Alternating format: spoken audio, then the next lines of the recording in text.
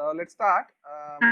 Just trying to set the context for this um, presentation.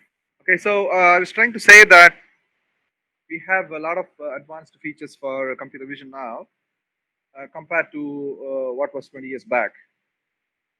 When I look at the contents of this presentation today, I'll start with the application areas of computer vision, and slowly I'll take you through the challenges of each of these application areas. And then we also should understand about the deep learning and computer vision and the connections between what's going on now in the whole world. It's about COVID-19 and how the computer vision has helped this COVID-19 in many ways in some of the countries. And we'll also look at some of the platforms commonly used for computer vision now, particularly the tools and the libraries. Also, some of the advanced APIs which are cloud-based. Let's move on with the applications of computer vision in the security, particularly not the conventional CCTV, but then when I look at the intelligent surveillance, we have the applications in traffic and biometric authentication as is usual. What are the challenges when you look at these kind of surveillance is that most of them or all of them are something like a postmortem. So it's something like an event has occurred, but you have no control over that, but you will be able to identify why this event has happened post the event, right? So that's why you need to improve or you need to introduce the intelligence into the computer vision for particularly these applications into CCTV and the traffic. But most of the time, we end up in false alarm. For example, I have smart security CCTV cameras set up in home, which most of them have what is called as the motion estimation. And whenever there is some movement, it will create an alarm or trigger. So that alarm could be in terms of a message, in terms of an email, or in terms of some kind of sound. But then, even if there is a movement of a cat or a pet inside a home, then this will also create a false alarm. So how to come out or how to avoid such things? Um, and most of them need a human intervention in such scenarios. When I look at the applications of the computer vision in automated retail, that's what is now the world is looking at, the retail, where you can deploy these computer vision applications. I've taken three applications based on three different, the sensors for computer vision. One is Microsoft Kinect. I'm sure most of you might be knowing about the Microsoft Kinect, which is a device used for the gaming console. And this device has sensors, not only the cameras, it also has the depth sensor. It can sense the depth of the object from the camera, and this can be used beyond the gaming actually. So that's what has been applied in this application based on the Microsoft Kinect. I'll just show you a small video which can make you understand what exactly is this.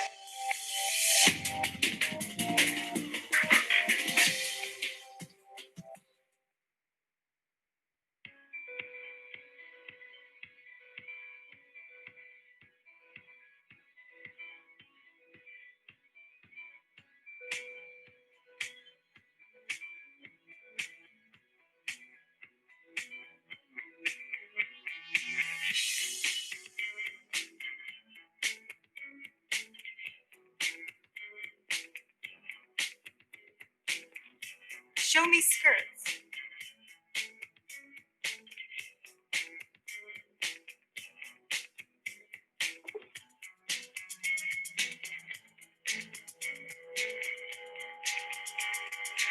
Show me blue.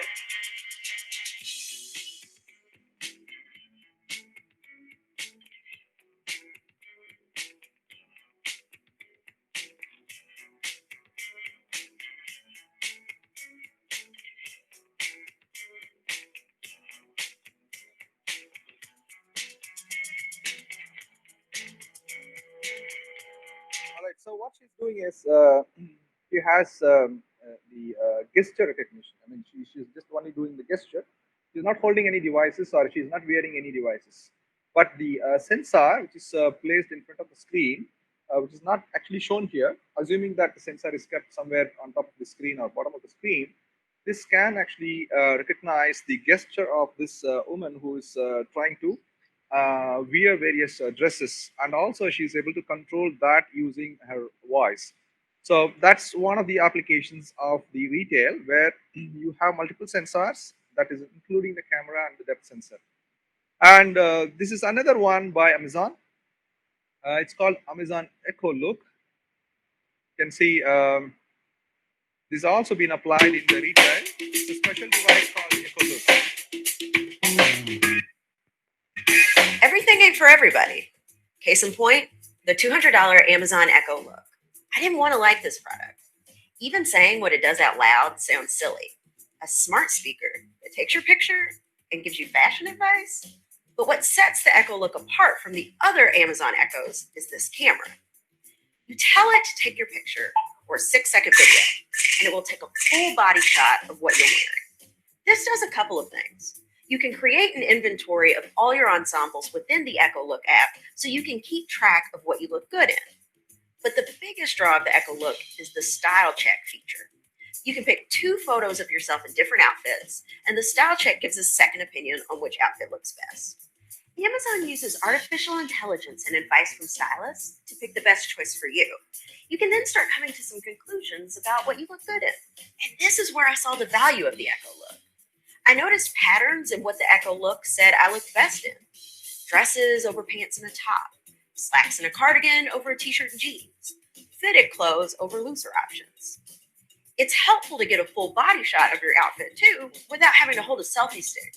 And you can finally answer the age-old question: how does my ass look in these jeans? The Echo Look does need some improvements. Personally, I'd like to get more proactive suggestions like, hey, you look great in jewel tones, or you should really wear more dresses, rather than having to deduce that information from the choices that the style check makes. And I want to see a feature that would let you put your outfits in categories, so you can quickly scan through all of your casual ensembles or dressy outfits. And there's the whole question of what Amazon is learning about you, your clothes, and even your bedroom. The Echo Look is designed to appeal to a specific set of folks who care about their outward appearance, or who want an inventory of their wardrobe, or need a second opinion about what not to wear, or just want to get a good. That's another application by Amazon. And in fact, Amazon has created a store called Amazon Go. It's not in all the places. It's in one of the cities in the USA, where you can just walk in and walk out, pick up any stuff as you wish. You don't have to wait in. Amazon Go is the latest effort by Amazon just to make shopping incredibly easy. When I was there, I got an early glimpse. Their vision for this is you walk in, you grab something, you walk out. You have this app called Amazon Go. It has a sort of QR code that you use to scan in when you get there. The gates open, you go in, you grab whatever you want from a shelf, and then you literally just walk out. And the way the system works is it tracks what it is that you actually take with you. Amazon didn't go into a lot of detail how they do this, but it's basically through using sensors that are in the shelves. They also have hundreds of cameras hanging on the ceiling. It basically just like tracks you in the store and you're linked to that account. I didn't have to interact with anybody. I didn't have to wait at all. There were no lines. It literally was just as fast as I wanted to shop, and then I was out of there. It's set up through your Amazon account in the Amazon Go app. So you can go in there after you've left the store and see your receipt. So the whole point of this is to make it very fast and convenient for you. Amazon Go's been in beta for the past year with employees able to visit. As of January 22nd, the public can go in. That's a very futuristic application by Amazon. You can now think about this. Actually, this was released well before the COVID, but you can just think about this as one of the beautiful application of maintaining the social distancing in terms of when you go for the shopping, you can always maintain it. Now, wherever you go, the places where the checkout is the bottleneck, the billing counter is a bottleneck. So that can be avoided using this. But just look at the way they have applied the computer vision technology here. So of course, there are a lot of challenges involved in this in terms of the infrastructure, in terms of deploying these and then upgrading these stuff. Of course, it's not something which is not, I mean, something not achievable. This is so much achievable because of the availability of the deep learning, the machine learning, and then your computing architectures. And then when you look at what is the next level of applications that the computer vision can do is the autonomous cars or the self-driving cars. We might have heard about a lot of names like Google self-driving cars, which is called as the Waymo, and also other companies like Tesla and Toyota. They also have their own autopilot systems. In fact, I have seen a couple of test cars launched by companies like Maruti Suzuki in India, where they had a very well controlled track in which the cars were tested for the self driving. And in fact, they need a lot of sensors, including the cameras, but now they are depending more on the laser sensors rather than the camera sensors because of the real time response from the sensors. I'll just play one of them. For a vehicle to drive itself, it needs to know where it is in the world, and it also needs to know what's around it. Based on these factors, it needs to be able to make smart and safe driving decisions in the real world. And once you get in the car, you start to get a real feel for the way the technology works and what it's like in real driving situations. So there are a few things that have to happen before the car can safely drive itself. First, it has to figure out its location in the world. So we use GPS, but GPS isn't always that accurate, which is why we rely on our other sensors like the laser, which picks up on details in the environment that help us identify a more precise location. So think of the sensors as the car's eyes and ears, but with eyes that can see far off into the distance and 360 degrees around the car. And the great thing about having all these sensors is that they can talk to each other and get cross-checked information about the environment. So while we take in a ton of information using our sensors, it's our software that really processes all this and differentiates between objects. Okay, what you see now as bounding boxes of the objects on the scene is that the applications of computer vision, where you see the objects are tracked and also classified as if it's a car, it's a moving, a pedestrian or a cyclist or another car. It's like that. It's been segmented and classified. There is a library which we will be seeing little later, which helps these autonomous cars to do these kind of classifications. All these objects are visible on the laptop that the safety drivers use while testing the vehicles. Based on what the vehicle senses and processes, these objects will be represented by different colored boxes. Cyclists will be red, pedestrians yellow, and the vehicles will appear as either green or pink. These boxes demonstrate the processing that takes place within the software. And think about the complexity here.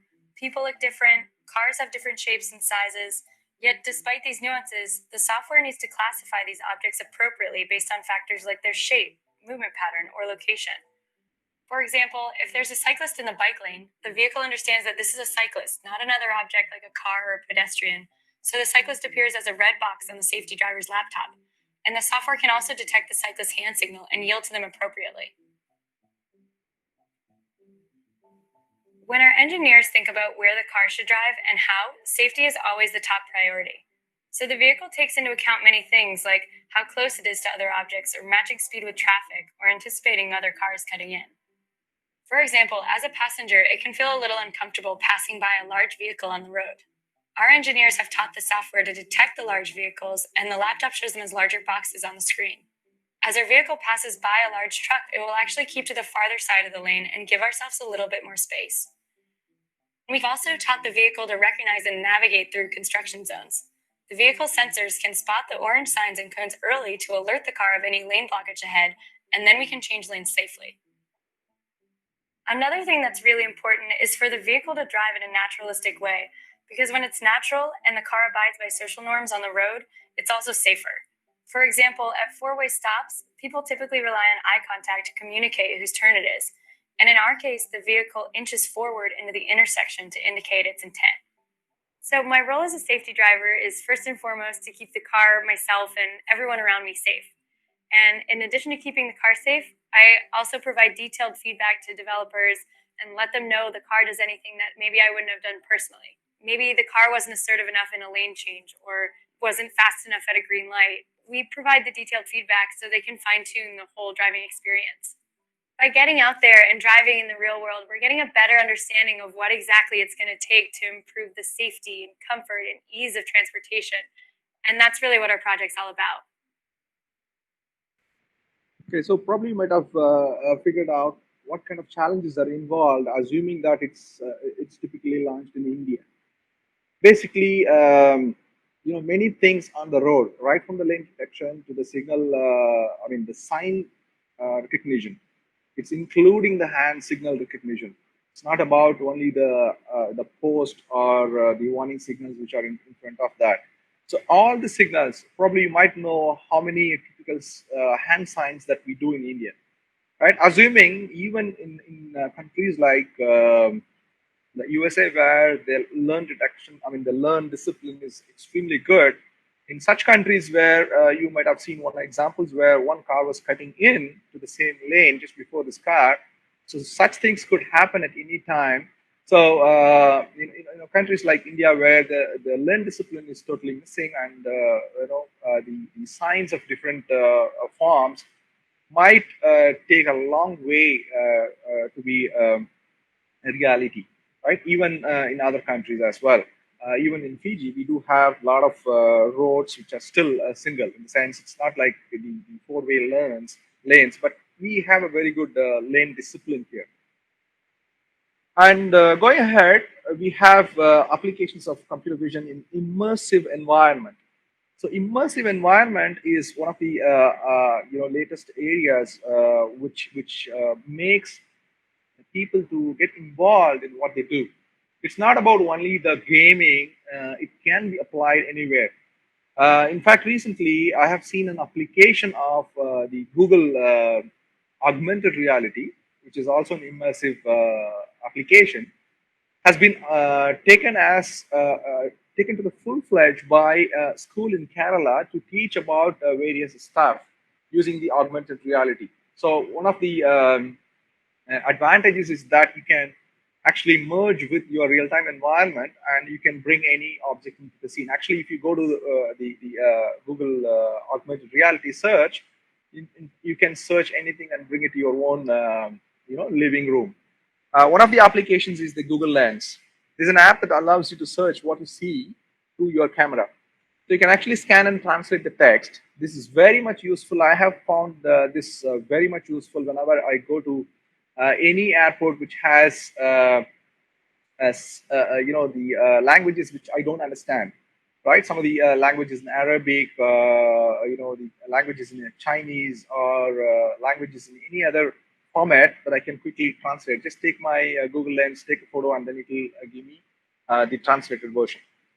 So this can be extended further by identifying the popular menus in a restaurant. You can just take a picture of a restaurant, and it will give you the reviews of the restaurant, and it will give you what all the popular menus that you can have it. And also, just take a place, and you are in some tourism place. You just want to see what all the nearby places that you can visit. You can take the Google Lens and just take a picture, and it will give you the nearby places. And also, if you are interested in finding out the different species of plants and animals, take the picture and it will show you.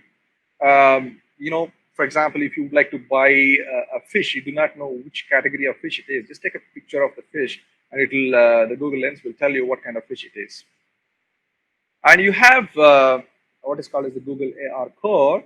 This is for the developers. If you would like to develop any augmented reality applications.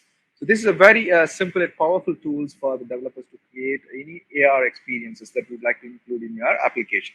So you can include the cloud anchors. You can have the multi-user cross-platform experiences using any of these mobile platforms like Android and iOS. Also, you can bring augmented phases. You can bring a phase into the augmented reality, which can actually change from one. You don't have to show your real face. You can convert that into another 3D phase, where this constructs a 3D phase based on 468 different points out of a mesh from your facial texture. So it doesn't need any depth sensor. Just your camera is good enough. And then you have the environmental HDR, which also brings the light, whatever lighting conditions you have in your real-time environment, into the virtual objects. So that's the environmental HDR. You can bring it into the immersive environment. And going ahead, you have another a lot of virtual reality applications are existing now. One of them is the Google Daydream. This takes you on incredible adventures in virtual reality. Actually, here you also can extend this into Earth VR, where you know about the Google Earth. You can apply this. In fact, there are a lot of places which has been converted into three-dimensional, map. So you can actually go beyond what you could see as a satellite map using the Google Earth. So this is one of the applications.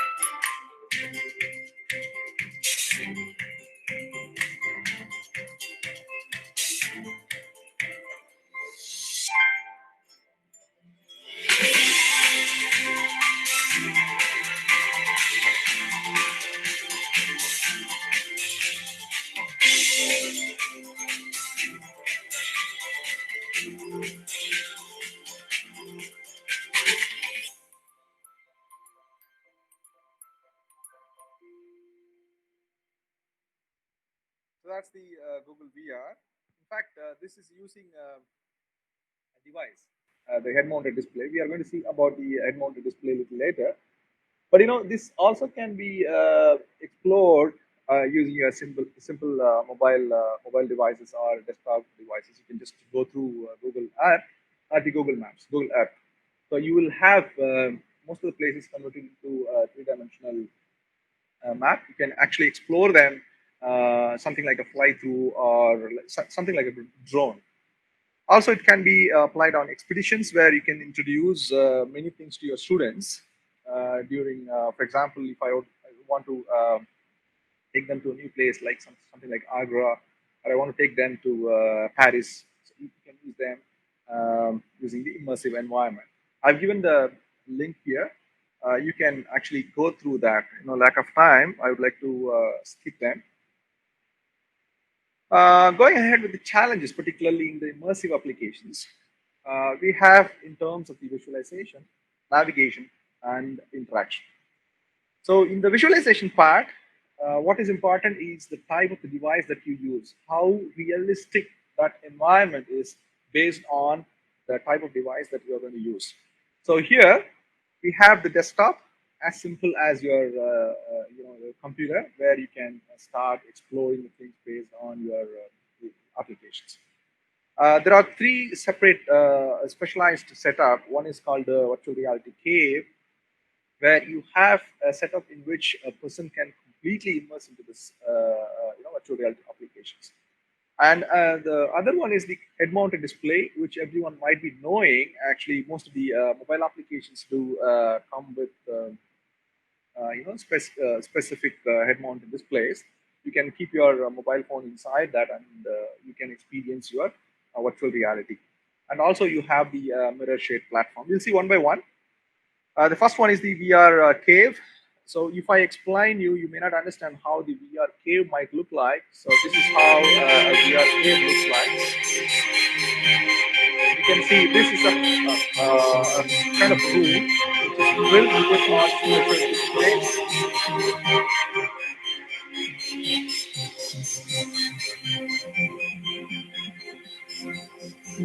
This is the virtual cave, where there's a room set up here. The person can walk into that.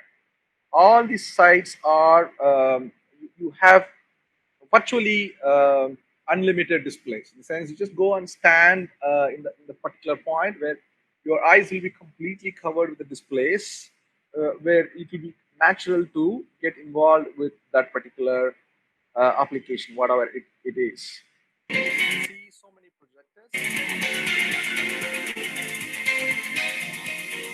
Most of them are stereoscopic.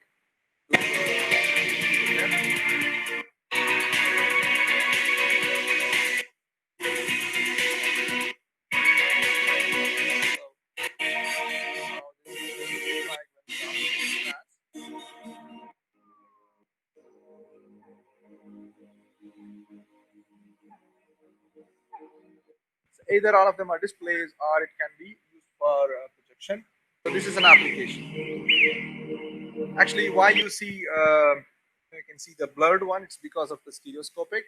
You can see them with the the stereo vision glasses, which can bring you the actual depth.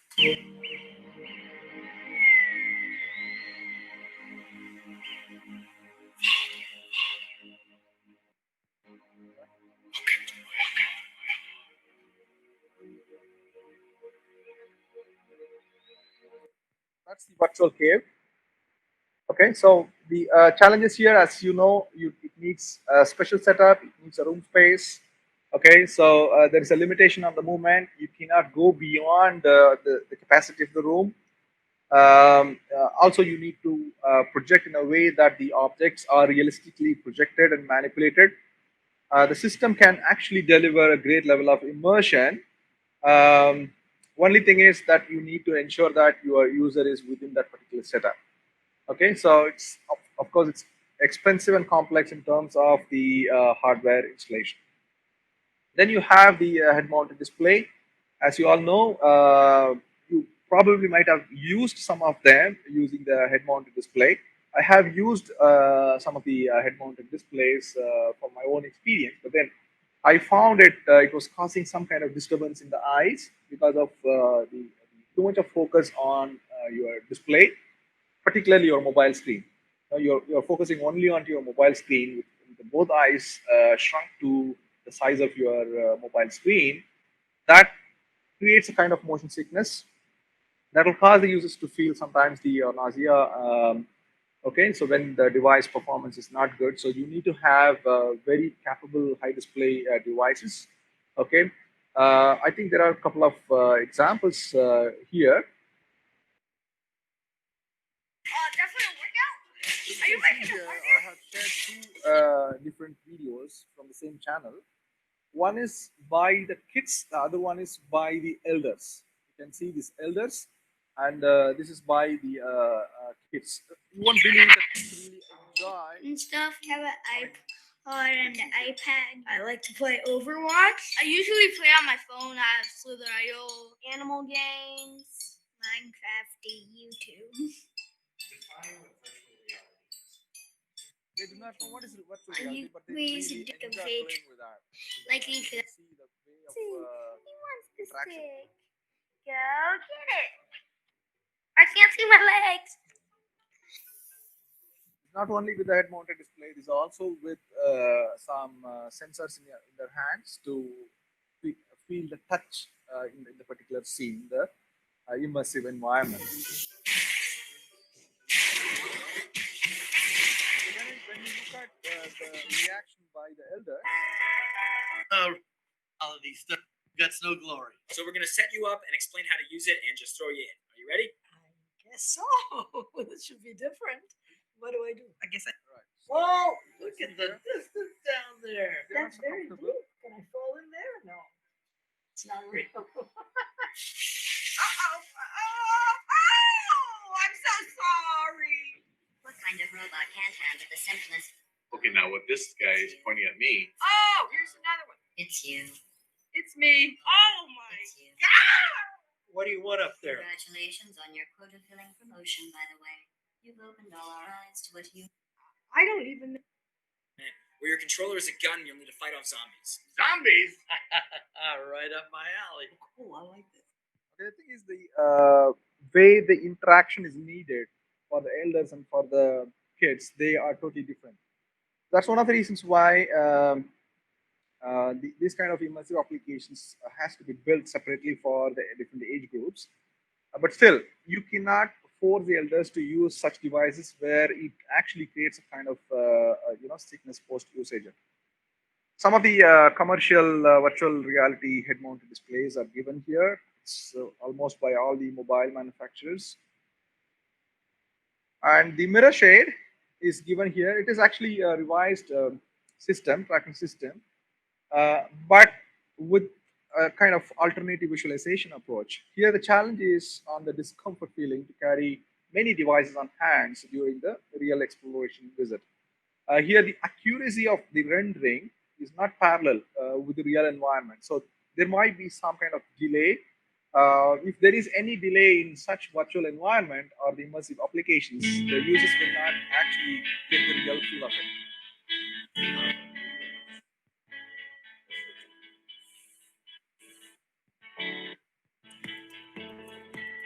you can see here the Thanks for coming. display. Oh, hey, Tori. Hi, Tori. Oh. An example of a real virtual classroom. Okay, the teacher is in a different place, or the attendees or the audiences are in different places, but you are virtually into a space that's actually visible in your head-mounted display. Hi, Tori. Oh, hey, Tori. So you can see here they are using some kind of devices in their hands to respond. So let's start off this presentation by discussing engine efficiency.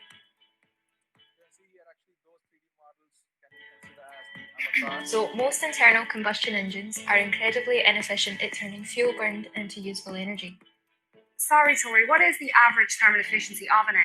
Right, so that's how you can use them for various applications. You will have a feel of people how they respond, including raising the hands. Now, in fact, when I started this session, I was not sure how the audio was getting disturbed. But later, uh, through the intervention, the organizers told me that there is a disturbance in the audio.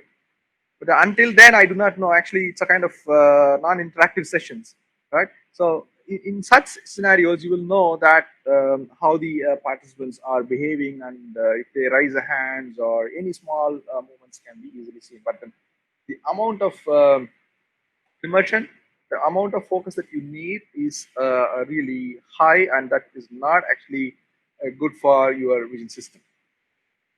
Right. So the common challenges in terms of this virtual reality or augmented reality is the first thing is the bandwidth. Right. During this COVID-19 time, probably everyone would have experienced the importance of the bandwidth, particularly in the video conferencing itself. Then just think about the virtual reality and augmented reality, where the people need really high quality images, and that has to be rendered real time. So there is no delay required. For example, if it's a shooting game, when somebody is shooting, the response has to be so realistic that the person has to feel it, right? If there is any delay in the rendering in terms of the audio or video, then there'll not be any rich experience in terms of the interaction. So you need to trade off between the quality and performance, and particularly the experience related to the users in terms of the navigation and interaction. They are really challenging because you need to understand not only your graphics but also about the psychology of the users who are coming into your applications. So there are some VR fails that I have shared here. This is actually a kind of funny video where many people, you might have seen in some of the shopping malls before Corona, some of the people who just experience this virtual reality applications, they literally cry, they literally fall on the floor, right? So that's actually the fails of VR. So it's because of the over involvement or the fear of getting into such immersive environment.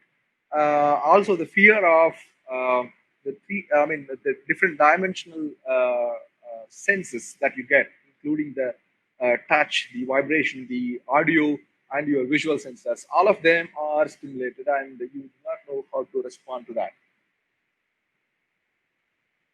Right. So going on. With the deep learning. So what kind of deep learning and surveillance? The deep learning can be applied on the surveillance. You may not believe on what level of intelligence has been introduced into uh, this computer vision and its applications based on the deep learning. Right. I still remember way back in 2001 and 2 when I was doing my master's. So we used to write a small piece of neural network code which has to recognize the handwritten text. We just run the training samples in C programming and then just run the whole program for the whole night. Just we start the training process and then just go to sleep, come back and then see the training would have been completed. Okay, so imagine about such kind of things just for small, say 0 to 9, just like 10 different numerals. But then the way the data is available now, the way the volume of data, not only in terms of the text, it's available in terms of all dimensions, like the text, the video, the graphics, and everything. So with such volume of data, if you still go into the old style, you cannot actually even think about it. So the deep learning has helped a lot to improve this particular aspect, and it has come out in a way. This video explains you about how good this deep learning is applied in the surveillance. Deep learning is the fastest growing segment of artificial intelligence, allowing machines to analyze large amounts of data in the form of text, sound, and images. Deep learning is revolutionizing video surveillance by improving and expanding upon intelligent video system analysis, IVS features such as heat mapping and face detection. The advanced algorithms of deep learning mean that the device is able to learn on its own, performing hierarchical data extraction and continually adapting over time, even in a complicated environment. Thanks to this continual adaptation and quicker processing, accuracy of pattern analysis and classification are increased over time. In this way, analyzing video content in real time becomes more efficient and more powerful. Deep learning supports traffic data collection by determining plate numbers and colors, as well as type, make, and color of vehicles. It can also identify whether the driver and passenger are wearing seatbelts, are talking on the phone, or have the sun visor down. Deep learning enables cameras to perform complex facial analysis, identifying the gender, age range, and emotional state of the faces captured, as well as detecting whether the person is wearing glasses. Deep learning also offers improved heat mapping functionality, highlighting the areas of the scene with the highest population of interest. Dawa Technology is proud to bring deep learning to the security industry, making video surveillance more accurate, intelligent, and high performing.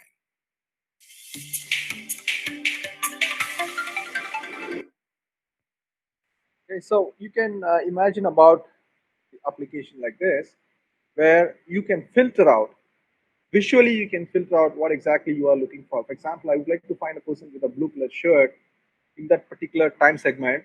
You can easily find out by applying such algorithms. It is almost real time. You can apply this, right?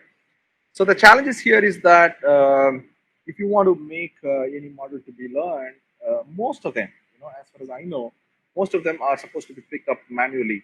The number of training samples and testing samples are to be classified properly. Otherwise, sometimes you will have the misclassification or overlearning.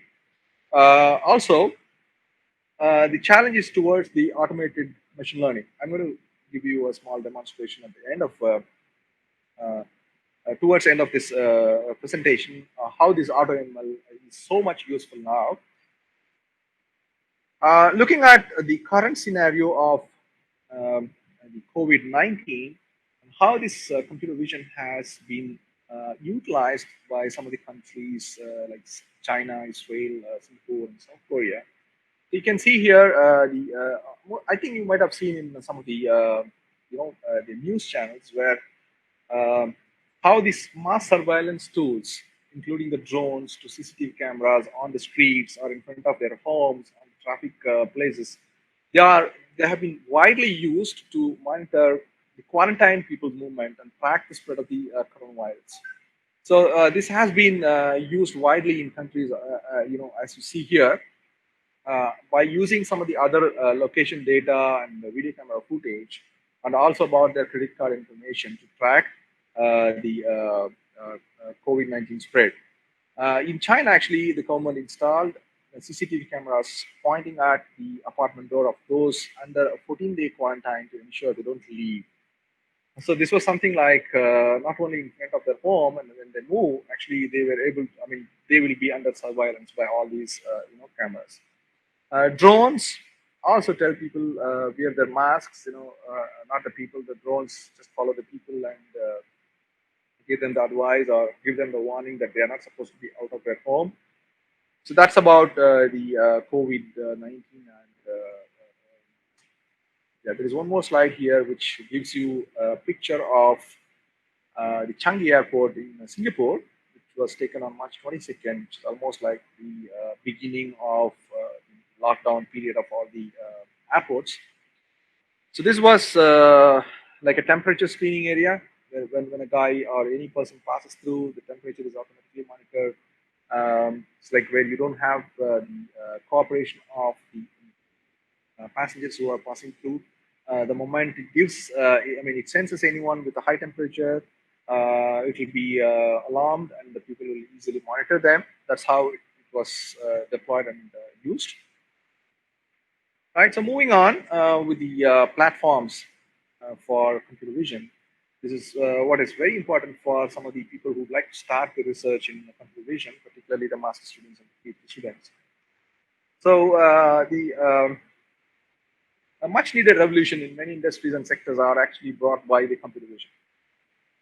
Here, you cannot say only it's all about the software development or the SDKs or the APIs which has come through all this time, but then you have to greatly appreciate the hardware such as the GPU, machine learning devices, and the platform, as I told you, the software platform for the machine learning, the service over the cloud. It means that you don't have to keep a very high configuration PC in front of you to start your research.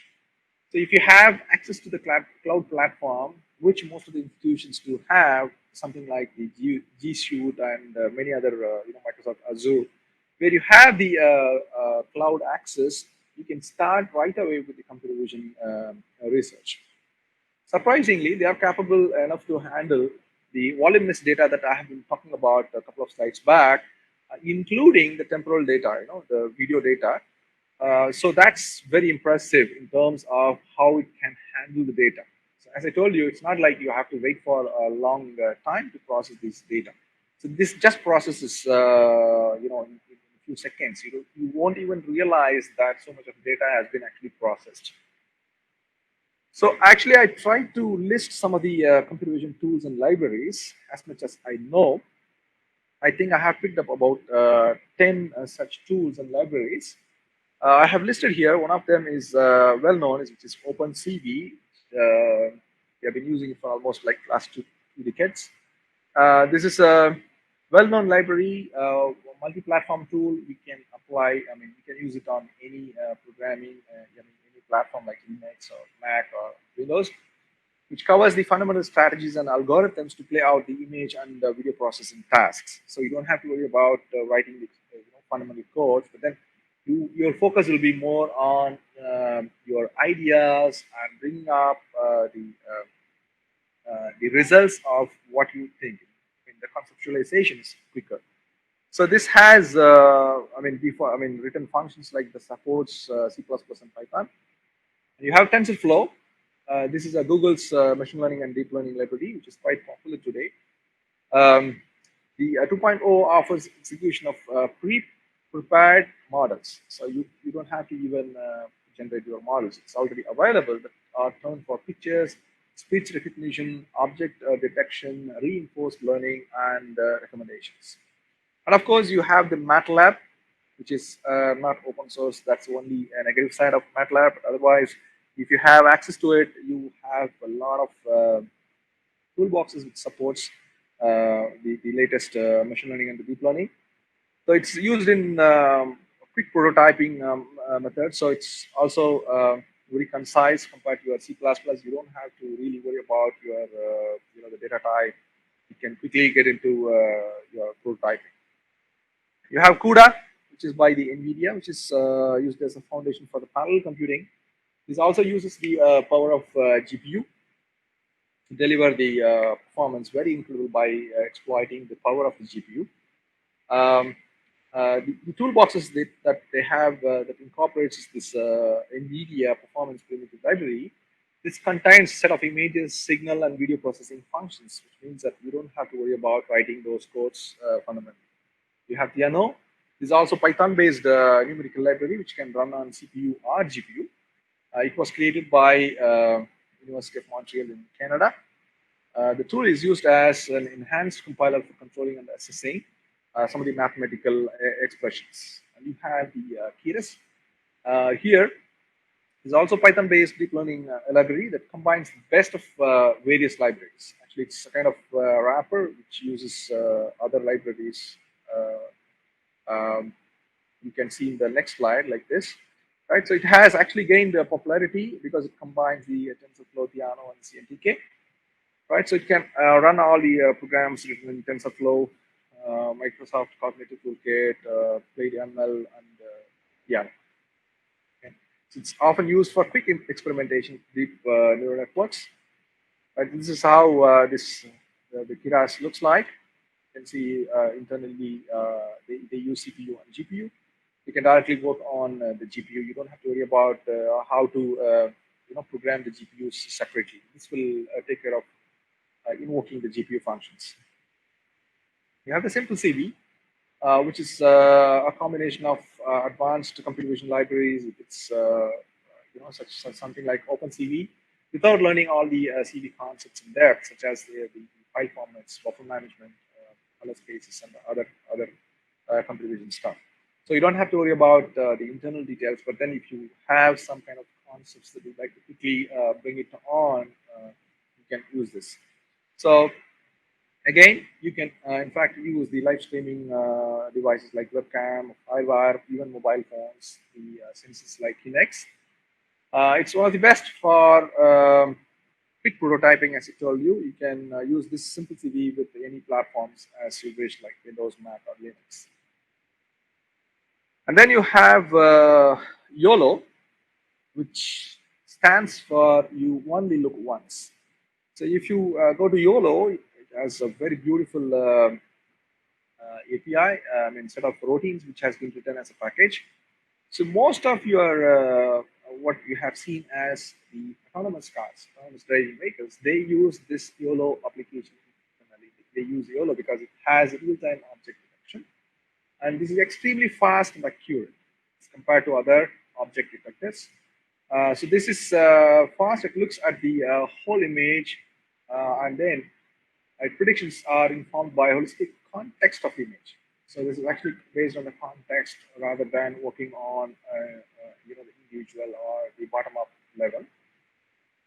So YOLO has been much appreciated because of its real-time object detection system and been widely used in most of the autonomous self-driving cars. CV. This is another open source library that is written specifically for the real-time computer vision. That includes the low-level image processing, feature detection, and tracking. That also includes the camera calibration. If you want to have any applications on the immersive side, then you need to look at your camera that you are using. You need to calibrate that. So that actually supports the camera calibration function as well. This also supports the geometric vision for extracting image features using the 2D or 3D geometry. Okay.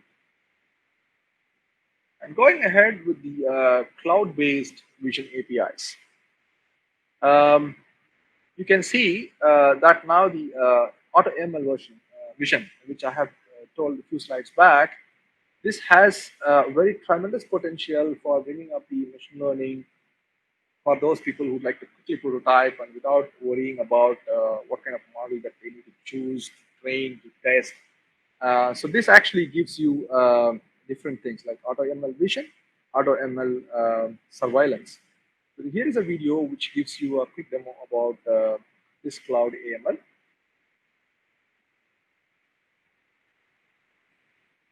Hi there! In this video, I'll show you some tips and tricks to help you prepare your image data in Cloud AutoML Vision.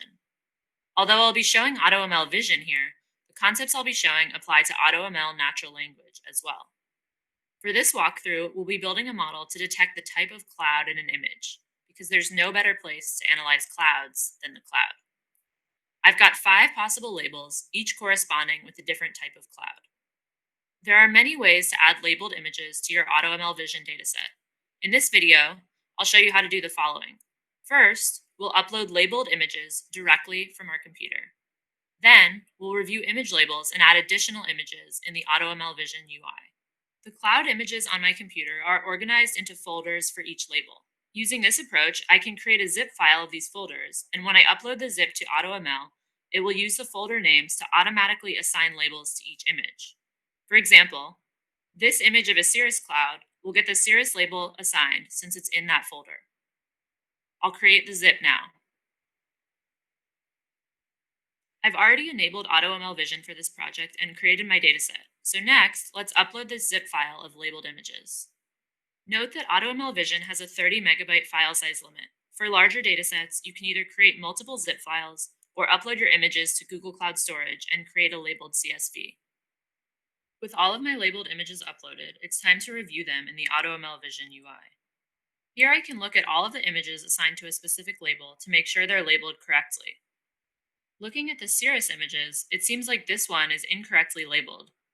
I can click on it and switch it to the correct label, cumulonimbus. Since I created my labeled dataset, some of my friends heard about this project and sent over a few of their own cloud images to be used in training. Let's add them. From the All Images tab, I can select Add Images and then Upload from your computer.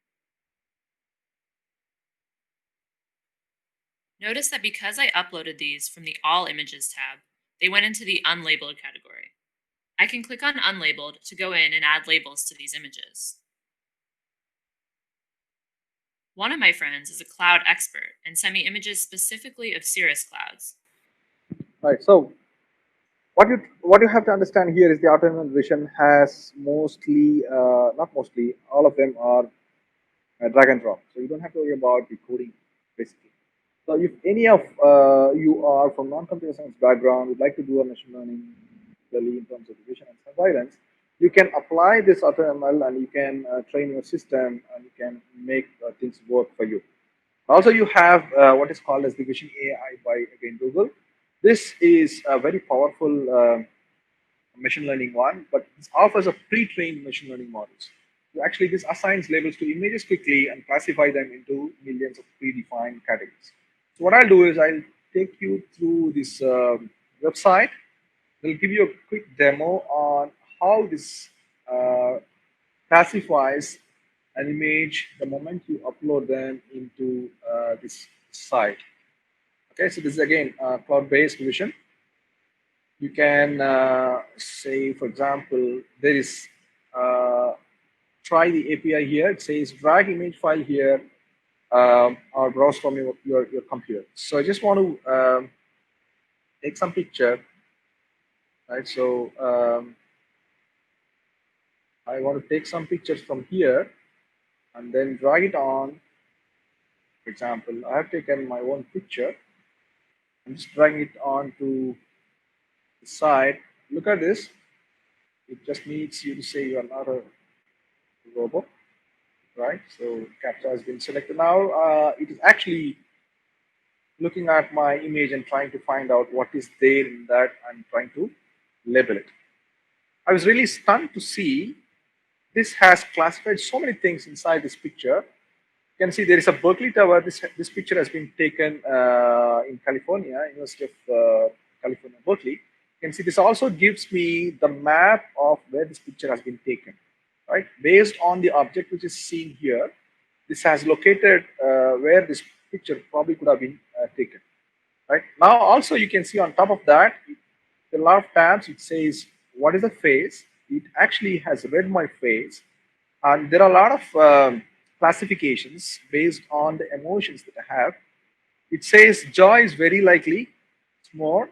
So all others are very unlikely, right? So it says confidence is 86% on very likely, right? So this was a joy strip. So naturally, it looks so joyous, right? So it actually gives me the proper classification. And also the list of objects. There's a person here. There's a building here. There are some glasses because I'm wearing a glass on top of the head. So it says there's a glass. And the labels, different labels. It says there's a T-shirt, there's a tourism because of the location, and there are trees here. It says vacation, temple, maybe because of this tower, okay, and building, and also it says tower. And the logo actually didn't read them fully. It actually misclassified the Revo label into La Red. That's actually wrong, but it's okay because that's the only thing available in the picture. It was trying to take it. Okay, so and also some of the text available here. You don't have to worry about the text. It actually converts them into the text that can be editable. You can just copy this text and paste it and start working on it. So, for example, if you have taken a picture which has, for example, you are going to a tourist spot and there is a big board explaining about that particular monument, you don't have to read that. Just take a picture and come back and then open this API, feed it, and it will convert everything into a text for you. And not only this, there are a lot of applications, including the Google Lens and other apps, right? So many things, properties, what are the colors available in this one, right? So that was interesting in terms of the Vision AI.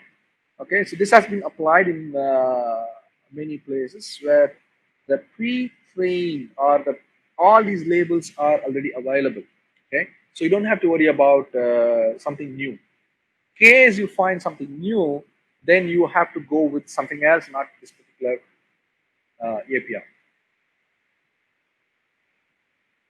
Right. So the challenging factors here in terms of this APIs or the tools, choosing the right library is a big challenge because you have so many options. Choosing the data set, of course, we are going to talk quickly about the data set as well, but choosing the data set is always challenging because the data sets can be useful for training your models or trying to understand your models or to keep the benchmark. But then if you have your own data set, creating that itself is a challenge. So, and then converging into what is required out of this data set, right? You have to classify something for training, you have to classify something for testing.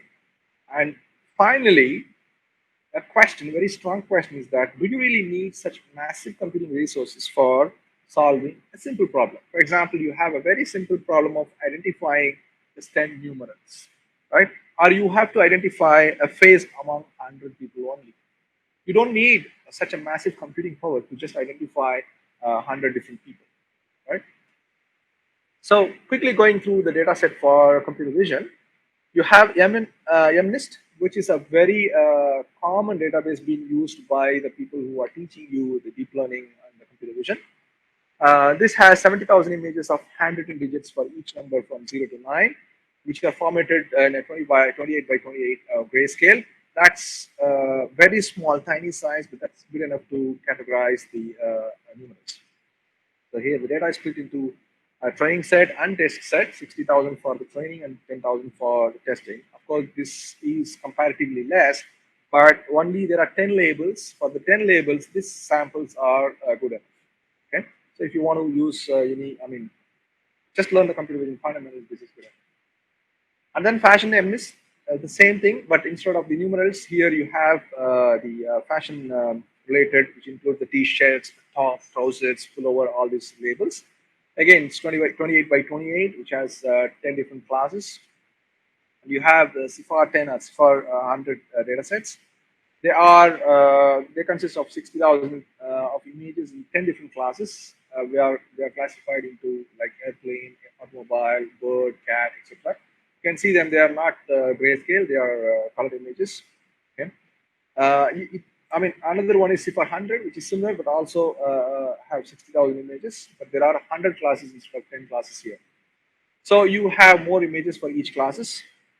And then this is actually formatted again 32 by 32, which is still tiny, but this is good enough to classify these images. And then you have the IMDb wiki data set, which is 520,000 of face images scrapped from its IMDb and the Wikipedia.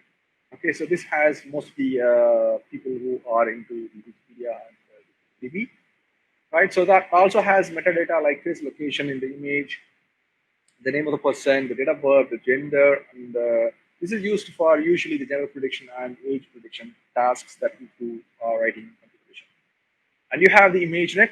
This is jointly created by the Stanford and the Princeton. for the competition called ImageNet Large Scale Visual Recognition Challenge. So here the participating teams were challenged with 5 main tasks like object classification, object localization, etc. So here it's built on what is called as the WorldNet, which is a lexical database for English, where only nouns are selected. Over 500 images per each node of the hierarchy has been used.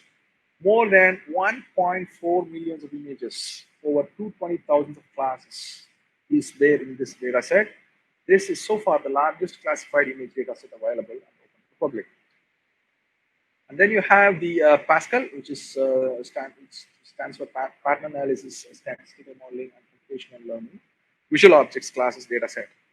So this is actually open sourced. Again, it is by the European Union. Images from 4 main topics, including the vehicle, household, animal, and person, are given in this images. They are again further divided into 20 subcategories. They are widely used in the early development of the object detection and image segmentation. Again, you have the label me, which is developed as an open annotation tool by MIT. Generally, this is used for image segmentation. Another one, which is Microsoft COCO, which is Common Object in Context Dataset. This was published by Microsoft, which includes the object detection, segmentation, person keynotes, introduction, etc. 120,000 of images with over 880,000 of tags available. There are 91 categories. The number of images per category is at least 5,000. So again, this is a very huge number. If you want to make your machine learn, it will learn actually the detailed characteristics of each classes. And then you have the Places 2 database. This is another dataset released by MIT. More than 10 million images and over 400 scenes are included in that. This is usually used for the scene classification and scene pass. You can see what is in the scene, like apartment, church, garage, house, industry, like that. You can have the classifications, right? So what are all the challenges here?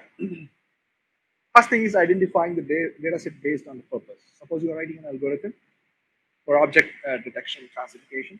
You can use any one of them, but what is the purpose of the object classification? You'd like to apply it on the objects, real objects, or in terms of the human beings. You identify your purpose. And the issues in generalization, you cannot actually generalize, but then if you are writing an algorithm for a common purpose, try to apply to some of the data sets which are for the common use, not for a specific use, something like the character recognition or the numeral recognition, right? So always it's good for learning and benchmarking, right? Most of the data sets are good for learning and keeping a benchmark. Always when you're coming out with an algorithm, you apply them onto these data sets and try to come out with your benchmarking results. Most of them are for ideal or standard conditions, right? So they are not actually into the real-time complexities. For example, if I apply, if I come out with the autonomous vehicle monitoring system, then I may not be able to apply that because they are not for the real-time situations. The issues are in creating your own data sets, like in terms of the standardizing, publishing, or benchmarking, potential to scale up in the future. Keeping track of the data sets, what kind of data sets are coming up? You have huge number of data sets. What I picked up was very, very little. So the data sets keep growing, and you need to keep a track of them if you are coming out with the current research. So coming out with the robust algorithms, working on these data sets, again, is a challenge. So I think I'm almost to the end. What is anticipated in visual computing with all these current scenarios, trends? What is anticipated in the future, or in the long-term future, is that you can see a lot of applications which are going to come out with the augmented reality and virtual reality applications. So augmented reality is going to play a vital role in bringing up a lot of realistic, immersive applications. As I told you, in the classrooms, actually, people can demonstrate many things, right? For example, the engineering, you have the graphics, engineering graphics, which we call it as engineering drawing those days. So those drawings, literally, I remember the mechanical engineering teachers used to come and teach us with the realistic model, right? The prototype of the models. Like if I have a intersected cone, they bring the intersected cone and show how it looks like the front view, the top view, and side view, and things like that. So now they don't have to come out with those models. They can actually bring them when they are giving lectures. They can actually bring them into the realistic scenario itself. And moreover, it can be done realistically, in the sense real time. And then industrial systems for computer vision based on the advanced optics. So it's not only those olden days where they just inspect some of the quality stuff from the computer vision algorithms, but you can apply them in many things to come out with the best of the robotics. And as you have seen in the autonomous vehicles, change of the path is one of the crucial applications which has to detect what is there on the road and change the path. Then robotics based on advanced imagings to automate many things in the industry. Healthcare and transportation. In fact, I have not talked much about the healthcare. Um, there are huge number of applications in healthcare when you deploy them in terms of, for example, if you want to train somebody, they don't the medical students, they may not need any realistic the live cases. Instead they can actually try on the virtual aspects, just like the pilot training and other things. It's not only based on the visual sensors, it's also based on the touch sensors, right? How the systems are going to react to your inputs, depending on the pressure. The pressure is playing a major role in healthcare, right? So the pressure also plays a major role. For example, if they use the CT scan, how much pressure is being used on the patients, on the subject, on the place where they are going to scan, that also plays a major role, right? And the transportation applications, as we have seen in the autonomous, interpretation of surroundings based on the visual inputs, right? So when I create a virtual environment, how realistic I'm going to bring the virtual surroundings, that's also going to be very vital. Role of the computer vision in artificial general intelligence, which is called as AGI, and artificial super intelligence, right? So it's all the advanced level of the artificial intelligence, right? Artificial general intelligence is not only specific to what is being trained, it has to learn by itself, the system has to learn by itself. And then the super intelligence, where the intelligence learns by itself and then supersedes. That's what you might have seen in a lot of Hollywood movies. So that's how it's going to happen in the future. Since the time was very short, I had to rush up. I didn't have much opportunity to demonstrate some of the things, but then this is if you have chosen computer vision as one of your most interesting research areas, I'm sure this is not going to let you down. This is very interesting and challenging areas where you can actually pursue your research and you can come out with wonderful results. I think now I can leave the platform for the questions.